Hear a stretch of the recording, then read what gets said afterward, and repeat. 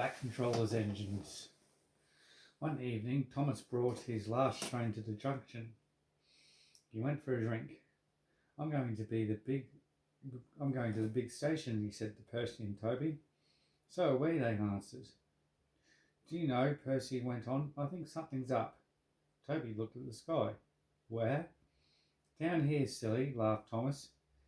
How? Asked Toby reasonably. Can something be up when it's down? Look, said Thomas excitedly, look. 7 engines from the other railway were coming along the line. Hello, Ginty, whistled Percy. Hello, Pug. They're friends of mine, he explained. I don't know the others. Ginty and Pug whistled cheerfully as they puffed through the station. What is all this? Asked Thomas. The Fat Controller's got a plan, answered his driver. He's going to tell it to us. Come on. So they followed to the big station at the end of the line, where all the engines had gone. The Fat Controller was waiting for them there. The people of England, he said, read about us in books, but they do not think that we're real. Shame, squeaked Percy. Fat Controller glared. Percy subsided. So, he continued, I am taking my engines to England to show them. Hooray! Hooray! The engines whistled. Fat Controller held his ears. Silence! He bellowed.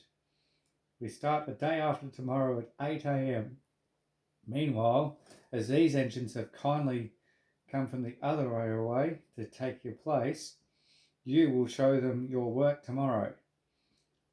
Next day, as Annie and Clarabelle were going to England as well, Thomas and Ginty practiced with other coaches. Thomas was excited. He began boasting about his race with Bertie. I whooshed through the tunnel and stopped an inch from the buffers. Like this. Crash! The buffers broke.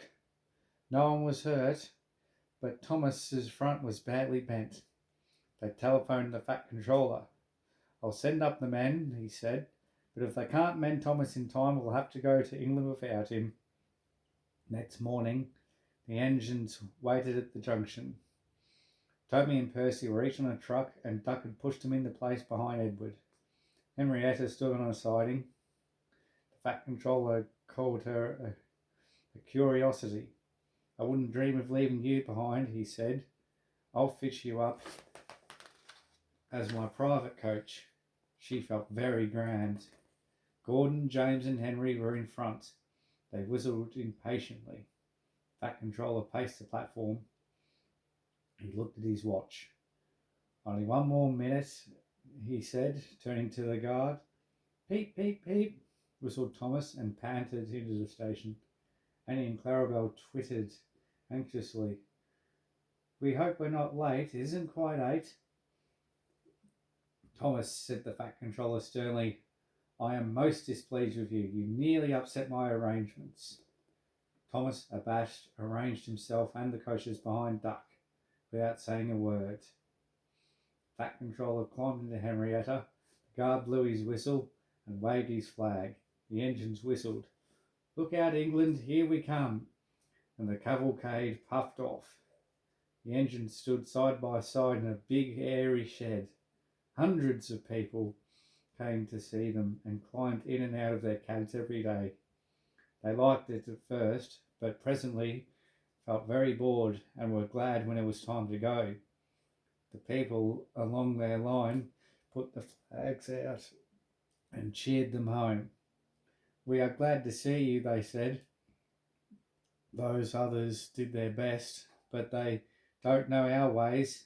Nothing anywhere can compare with our Fat Controller's engines.